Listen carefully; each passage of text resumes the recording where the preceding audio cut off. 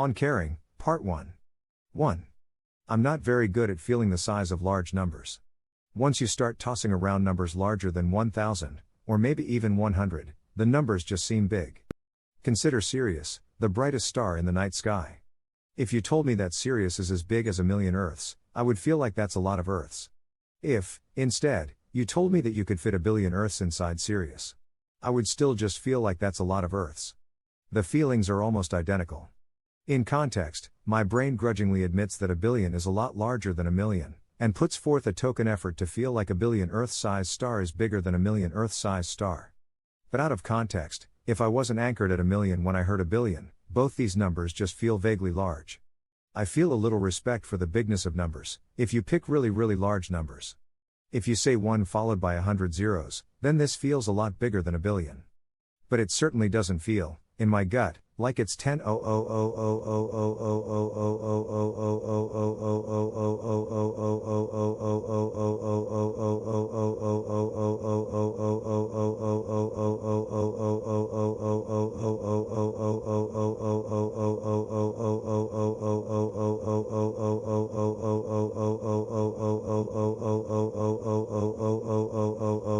times bigger than 1,000,000,000.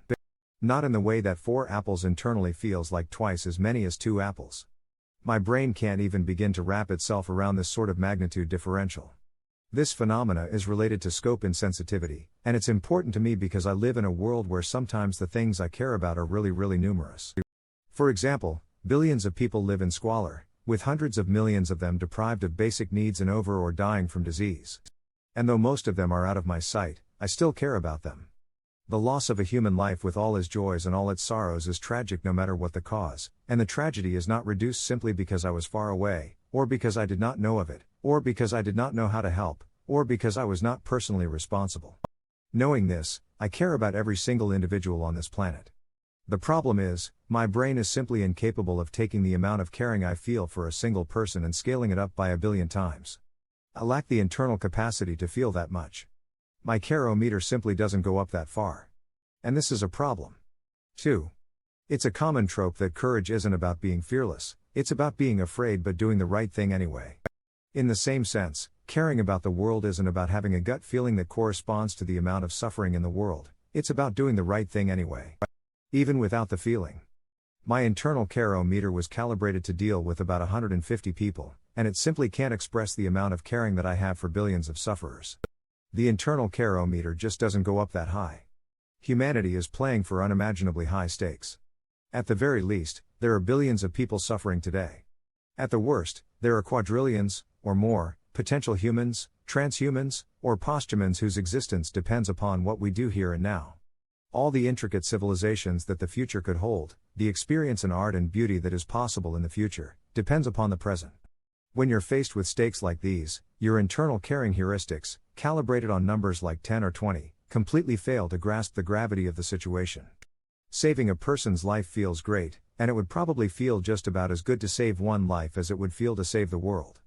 It surely wouldn't be many billion times more of a high to save the world, because your hardware can't express a feeling 1,000,000,000 times bigger than the feeling of saving a person's life. But even though the altruistic high from saving someone's life would be shockingly similar to the altruistic high from saving the world, always remember that behind those similar feelings there is a whole world of difference. Our internal care feelings are woefully inadequate for deciding how to act in a world with big problems. 3. There's a mental shift that happened to me when I first started internalizing scope insensitivity. It is a little difficult to articulate, so I'm going to start with a few stories. Consider Alice, a software engineer at Amazon in Seattle. Once a month or so, those college students will show up on street corners with clipboards, looking ever more disillusioned as they struggle to convince people to donate to Doctors Without Borders. Usually, Alice avoids eye contact and goes about her day, but this month they finally managed to corner her. They explain Doctors Without Borders, and she actually has to admit that it sounds like a pretty good cause. She ends up handing them $20 through a combination of guilt, social pressure, and altruism, and then rushes back to work. Next month, when they show up again, she avoids eye contact. Now consider Bob, who has been given the Ice Bucket Challenge by a friend on Facebook. He feels too busy to do the Ice Bucket Challenge, and instead just donates $100 to ALSA. Now consider Christine, who is in the college sorority Alpha Delta Pi. Alpha Delta Pi is engaged in a competition with Pi Beta Phi, another sorority, to see who can raise the most money for the National Breast Cancer Foundation in a week.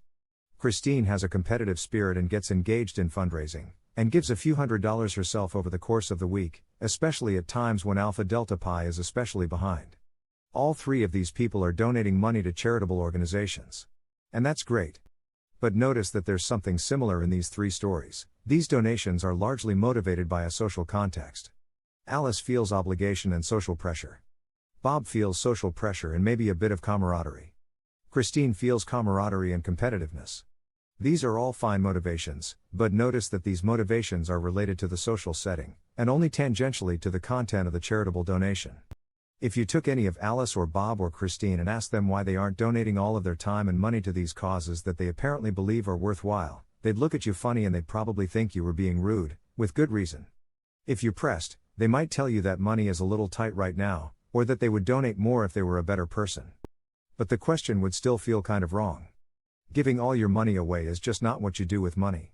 We can all say out loud that people who give all their possessions away are really great, but behind closed doors we all know that people are crazy. Good crazy, perhaps, but crazy all the same. This is a mindset that I inhabited for a while. There's an alternative mindset that can hit you like a freight train when you start internalizing scope insensitivity.